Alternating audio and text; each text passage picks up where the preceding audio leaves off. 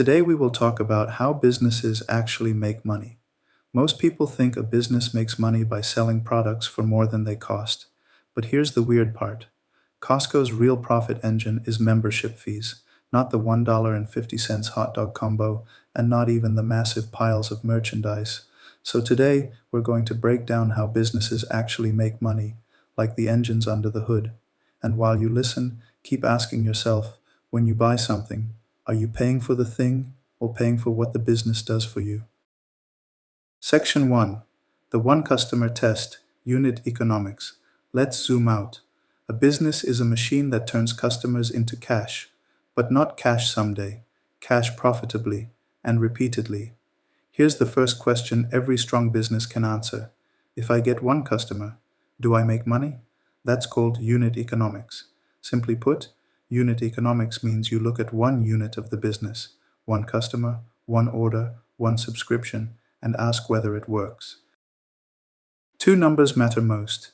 Number one, how much does it cost to get a customer? That's customer acquisition cost. Simply, CAC is the cost of turning a stranger into a buyer. Ads, discounts, sales calls, influencers, free trials, all of it. Number two, how much profit does that customer generate over their entire relationship with the business? That's lifetime value. Simply, LTV is how valuable a customer is over time. Now here's the rule that decides whether a business can scale. Lifetime value must be bigger than customer acquisition cost. If LTV is bigger than CAC, the business can pour fuel on the fire. If CAC is bigger than LTV, the business isn't growing, it's leaking. Let me ask you, think about the last subscription you started. How did you find it? An ad, a friend, a free trial? Somebody paid to get you. Now here's the part people miss: timing. A business can be profitable per customer and still die, because if it costs you $100 today to acquire a customer, but you only earn that 100 back over 2 years, you might not survive the next 2 months. So it's not just, do we profit? It's, do we profit per customer? And do we get the cash back fast enough to keep the lights on? Section 2.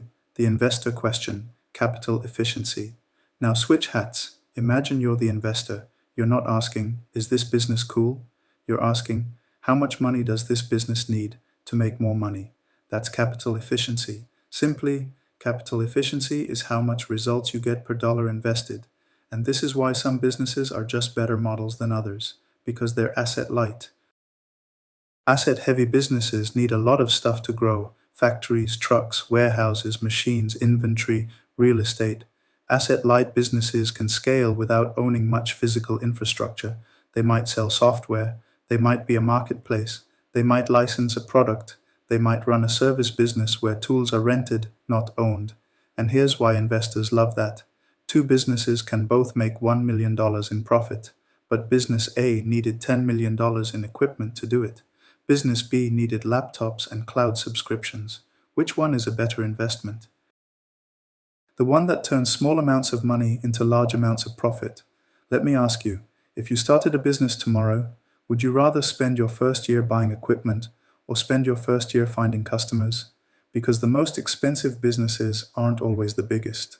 They're the ones that need constant injections of cash just to keep growing. Section 3. Why people pay more, the psychology of value. Now let's talk about something most people ignore. Customers don't pay for utility alone, they pay for value, and value is often psychological. Here's what that means. People will pay a premium not only because something works, but because of what it represents. Three huge premium drivers are brand, convenience, status. Brand is trust. It's identity. It's the safe choice. It's the feeling of, I already know what I'm getting. Convenience is removing friction. Less time, less effort, less thinking, less waiting. Status is signaling. It's what the product says about you. So when you see a product that seems overpriced, ask, what are they really selling? Sometimes they're selling, I'll save you time. I'll reduce your stress. I'll make you feel confident. I'll help you fit in. I'll help you stand out. Let me ask you a personal question.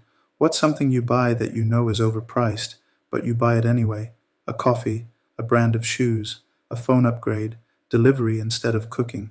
That's not just bad spending, that's a business understanding what humans actually value. And when a business understands that, they can charge more. And when they can charge more, they get better margins. And when they get better margins, they can survive shocks, pay employees, invest in growth, and outlast competitors who can't. Section 4. The value chain map, from inputs to profit. Now let's build a simple mental map of any business. Every business has a value chain. Simply, a value chain is the step-by-step journey from inputs to customer value. Here's the map. Step 1. Inputs. Raw materials, components, labor, software tools, supplier contracts. Step 2. Operations. This is where inputs become the product or service. Manufacturing, packaging, coding, quality control, training staff. Step 3. Distribution, warehousing, shipping, app stores, retail shelves, delivery networks. Step 4. Marketing and sales, ads, content, sales teams, partnerships, promotions, pricing. Step 5. Service and retention, support, returns, onboarding, loyalty programs, anything that keeps the customer coming back. Now the key insight. Profit can be created by improving any link in this chain. If you reduce input costs, you win. If you make operations faster, you win. If you distribute more efficiently, you win. If you market better, you win. If you retain customers longer, you win. Let me ask you, if you had to improve only one link in the chain, which one would move the needle fastest for you? Most businesses don't win through magic. They win by being slightly better at one or two links for a very long time. That's how small advantages compound into huge profits. Section 5. The simple truth. Profit versus cash flow. Let's strip it down to the simplest version possible. Profit is revenue minus expenses. Revenue is money coming in. Expenses are money going out. If revenue is bigger than expenses, you have profit. But here's the trap. A company can show profit on paper and still run out of money. That's why cash flow matters. Simply, cash flow is the timing of money, when cash actually hits the bank versus when bills are due. Here's a simple example. You sell $100,000 of work today, but the customer pays you in 60 days. Meanwhile, payroll is due next week. Rent is due this month. Suppliers want payment now. Paper profit doesn't pay bills. Cash does. So the healthiest businesses don't just chase revenue. They build a system where customers are profitable, growth doesn't require endless cash, pricing reflects real perceived value, the value chain is optimized, and cash arrives before the business suffocates. Final question. If your income stopped for 30 days, would your life break? That's personal cash flow. Businesses are the same. So next time you look at a company or even a business idea, don't just ask, what do they sell? Ask, what engine makes this work? At scale, for years. Now I want you to do this with me. Pick one company you're curious about and type it in the comments. And if you want money, business, and finance explained in simple terms, hit subscribe to Mondisfy because I'm dropping more videos like this every week.